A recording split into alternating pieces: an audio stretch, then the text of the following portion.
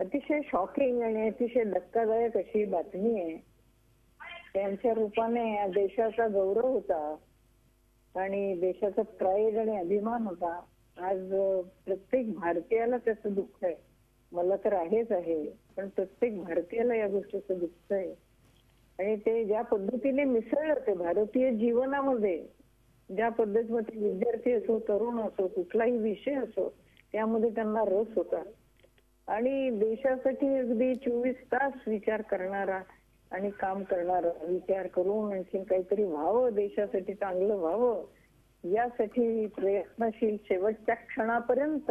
अगदी शेवटचा हा क्षण सुद्धा IIM मध्ये भाषण करताना त्यांचा गेला, तेव्हा आयुष्याच्या शेवटच्या क्षणापर्यंत आपल्या देशाचा, तरुण पिढीच्या संबंधीच्या कल्याणाचा विचार करणारा असा एक खूप मोठा जगमान्य नेता, केवळ भारतातच नाही या क्षेत्रामध्ये अभूतपूर्व असं कामगिरी केलेलं आहे, नेता गेलाय. याचं खरंच मला मनापासून दुःख आहे. मी माझी श्रद्धांजली अर्पण करते. प्रतिभाताई, मला आठवतं एक असं चित्र की आपण सुखोई विमानातनं राष्ट्रपती झाल्यानंतर एक प्रेरणादायी असं काम केलं होतं. आपण प्रवास केला होता स्वतः त्या कॉकपिटमध्ये बसून. भारताला अण्वस्त्र संपन्न करण्याकरता म्हणून पृथ्वी आणि अग्नी अशा स्वरूपाची 2 क्षेपणास्त्र आणि त्याचबरोबर इतर अनेक क्षेपणास्त्रांचे जनक म्हणून ज्यांना आपण ओळखतो, अशा अब्दुल कलाम यांच्या शास्त्रज्ञ असण्याबद्दल आणि त्यांनी दिलेल्या शास्त्रीय दृष्टिकोनाबद्दल काय सांगाल?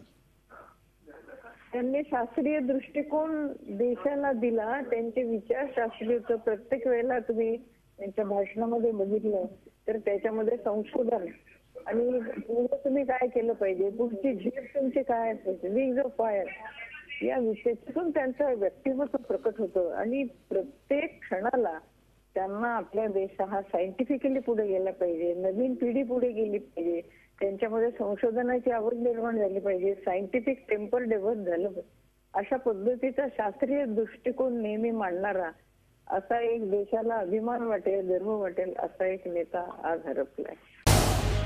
झी 24 तास रहा एक पाऊल पुढे.